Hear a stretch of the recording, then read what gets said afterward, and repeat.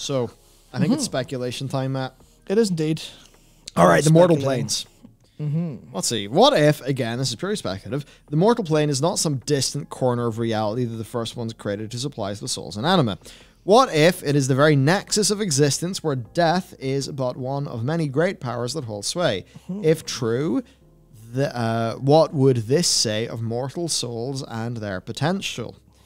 If the 6 or 7, excuse my imprecision, each vie with another one to claim it, could they be driven by the unconscious knowledge that there exists some other force outside our understanding that seeks it as well? Yep. Kind of hard to be super excited about this given what we just talked about, but... what is this? This is stuff from the... oh my god, what's it called? Firm's Readings in Tazavesh. So it is. Yes. It's all that with a waffle of. And here you go. Here's the... You know, we've closed the Great Book of Warcraft, but we didn't close the Great Book of Warcraft because the last page actually says, please buy the next book. Or, you know, there's more coming. And this is a case of this is what they're actually going to... Maybe they'll delay it for a bit, but this is the kind of stuff that we get to see in... we get to see in all of our lore that's not in any of the A-plot because it's... But it's just future stuff. And this fundamentally is about...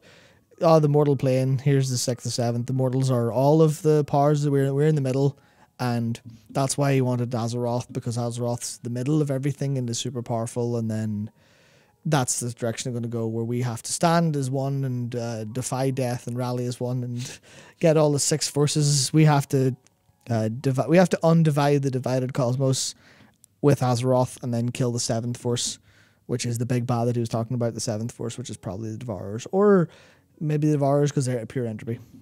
That's basically it. Any character motivation? Any richness? Yeah, the character motivation. Any like emotional stakes?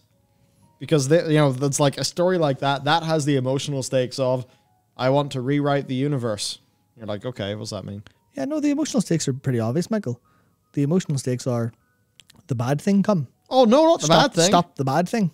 Oh, the good thing come, not the bad thing come. Because if you don't stop a thing, you die, although death isn't a problem anymore. That's it. Just take the portal back, you know, pass go, collect $100. Yeah. No, that's... Because canonically, people from Azeroth this is the bit that I forgot. Oh, yeah. Just fucking randos from Azeroth, not randos, but like NPCs crossed the veil via the portals we made. This now means the death doesn't matter. Yeah, so like if you were to take what the actual implication of that is, it's insane that they put that in the game. Yeah, so theoretically speaking, right? Theoretically speaking, if I'm trying to think of who would go to Bastion.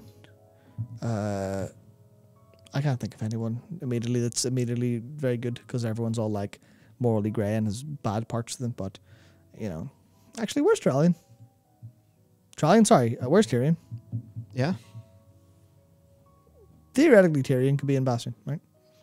Well, so say, yeah, no, maybe, yeah, maybe it's just because Paladin and stuff. But you know, say character A dies. Player character has the power, technically speaking, to, and obviously there's some of this is gameplay stuff, but some of it is like canonically there because the portal to Stormwind is still there in Oribos. Otherwise, we're stuck. Unless they do that, unless they deal with that in the epilogue. Probably will.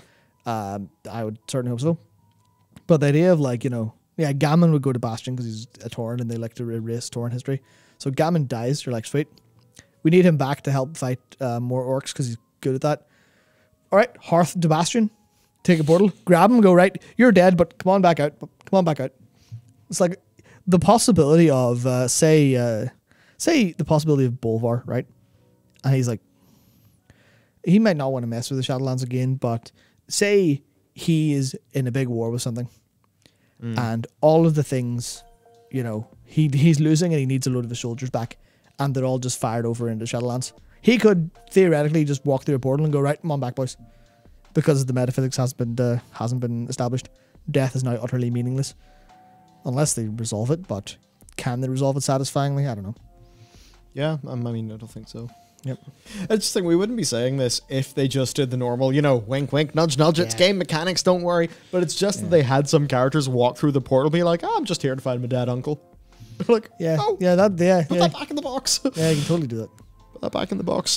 So those Mortal Plane stuff is just, you know, we're special because we're the intersection of all forces. And I mean, like, that's fine. But I don't know. I thought that just like being a fresh paladin fighting some Scarlet Crusaders was like pretty cool. Diving into the dead mines was pretty cool. Walking around the forest and oh my god, I'm in a big enchanted forest. This is bigger than me. Ooh. Yeah. Seeing all the cool things, just being there in the barrens, hearing the music of the barrens, being an outland and being like, holy shit, I truly am at the frontier. This is, you know, there are distorted guitar notes just playing over there. Incredible. Nice. And it all just felt so boots in the ground, you know? Yeah. But like, if they're now turning this into some just like, oh, I don't even know how you describe this kind of canon. It's like this. This is maybe like the sort of crazy backdrop that informs a comic book universe that is like slightly dealt with in some runs of the comic books, but really it just exists to have our comic book characters have their stories, which are their own individual stories that sometimes cross over. I mean, I can't say much. I've never really read comic books, but I mean, I get that impression anyway. In like the way I put this, the way old Blizzard, or I shouldn't really say old Blizzard, I should say the way World of Warcraft, like in the Wrath or Before era, would have handled this story.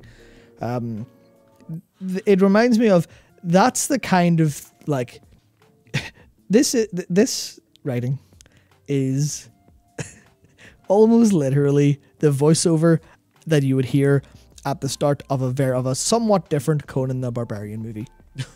It's just some old grizzly man been like, what if it is the very nexus of existence, where death is but one of many great powers that hold sway? And then you just see some dude with a mace crushing a skeleton. And then it's just, here's the adventure starting. This dude's going around killing liches with his big hammer because death is strong and they don't like it. That's what people, I think, expect when it comes to Warcraft, because it was just, that's the basis of fantasy it was on. It was that experience of, I'm going to go smash some skulls in. Let's go. Yeah. Meet some characters, do some stuff. But now it's like, this is all, you know, we have to think of this in the metaphysical level of, oh, well, how does that interact with the cosmos? Okay, well, then there's all these other cosmic forces coming in. And it's like a massive game of chess we're trying to follow, as opposed to dude smash skull. Yeah, cool. Yeah, it's like, I'm not going to say that great storytelling in the past. They didn't. But it, like, the stories they were telling generally fit their ability to tell them, right? Yeah. So you could at least feel like you're going through this, you know, rich enough world where there's things going on and you just like being there. But what's now happened is like they're trying to tell a far more complex and abstract and full of mystery story. Yeah. And seemingly their ability to tell a story, while it has increased somewhat in terms of scope and doing endgame campaigns and stuff, but like in terms of like narrative quality and all that, it's like it's decreased massively. Yeah, no, like they're writing checks they can't cash. Yeah. In that sense, where they're like, oh man, basically I feel like they completely got full of their own gases whenever they were you know whenever, I'm trying to think of exactly when it kind of shifted to the big cinematic kind of stuff. Might have been like Warlords Legion-y a little bit. Yeah. When they shifted to that kind of storytelling a little bit more. And they just kind of thought, we're really good at this. And no one in the business stopped and went, what? No, you're not. What are you talking about? But I was like, yeah, we're really good at this. And then they just keep going, and like they just bite off so much more than they could ever possibly chew in terms of, we can tell this whole A plot without any gameplay whatsoever. You're like, well, I mean, raids. A plot is some campaigns and raids. That's about it. Yeah, and there's not even a lot of story in the raids. Awful. Yeah. So it continues though, because we're wondering, is there a planned obsolescence? Yeah, so this is kind of what literally what we're, especially like what we're thinking about in terms of where this lore is going, and what the point of this stuff is. What, you know, if you look at what's in the Shadowlands that could be construed as story, and this is what we have to run with. Yeah. So this is just something from Threads of Fate, just from the text. Fate flows around you, mortal. It shifts, it changes. Yeah. Actually, I'll preface this by saying this all leads to a very interesting set of inspirations for the modern story, and why I think it may have some problems going forward. But yeah. So, this whole thing, right? This is where you start to think about the lore. And I talked about this in the Fate section of my cinematic reaction video. Yeah.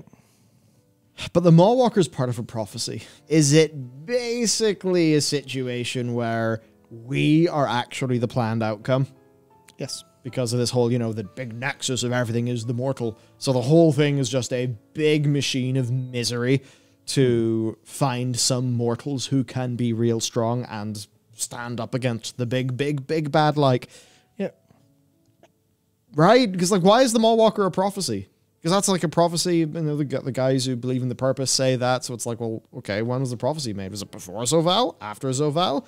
Because the first ones weren't there when Zoval made his betrayal, and if this is like a prophecy from them, maybe it came from before. We don't really know, but it makes you think. Let me go into some of this 9-2 questing from Elder Ara. The sacred words told us of coming darkness. Now the jailer's here.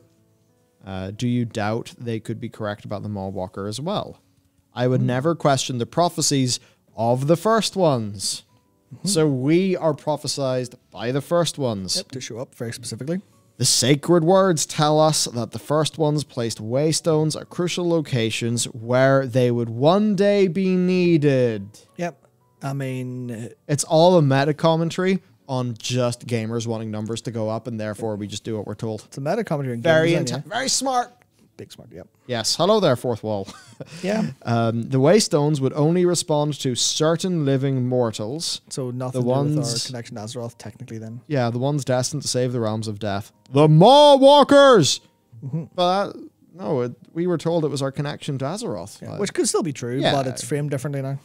Let the prophecy be fulfilled. It is the will of the first ones. The waystone will open to you, mortal. Then there was some stuff from the Cypher lore that I thought was interesting. No, not Kingdom's Family. Yeah. So this stuff from the Cypher lore I thought was interesting, right? So I was thinking about how this is, the idea of this being planned entirely. And then I read these, and it's, with grace and beauty, the servant lope across the land. Their elegant lines a delight to behold. Joy to the viewer, prey to the predator. This is the cycle eternal, a beginning and an end. And the thing that I was thinking about this is, actually, I suppose I'll go through. Creation, growth, life, everything bursts forth from the spark of idea. Death is an ending that they can rebuild from. Anything broken can be fixed with proper care and culling.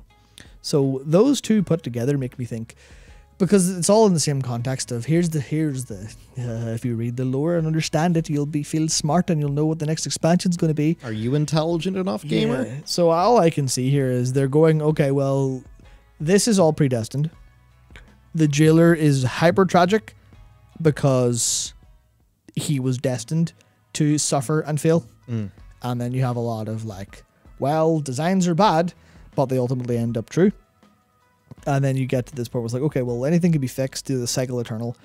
They're just going, oh, well, yes, predator and prey, death and rebirth, cycle and end. Something has to eat to survive. And to me, it just screams this whole idea of the first ones by death, they don't mean death, just people die, anima, soul fertilizer, back into the world. They mean the entire pattern, the entire cycle, the entire thing will come to an end. Which is to say, the devourers existing and coming in to eat everything and, I guess rebuild thing, be the ultimate cosmic threat. All of this is planned, but all of it's in lore books hinting at this stuff happening, which is sort of hedging their bets because they could just not run with it. But this is all the stuff for hey, here's the parts of Shadowlands that matter to viewers. Here's the creative stuff that's hey, we've got a little bit of philosophical musings in the world, whatever else. Here's some stuff that's the actual the stuff running underneath all the character motivations that kind of sets the world up. That's all just here in a book, probably. Yeah. Maybe. Hopefully. Hopefully that's it. I don't know.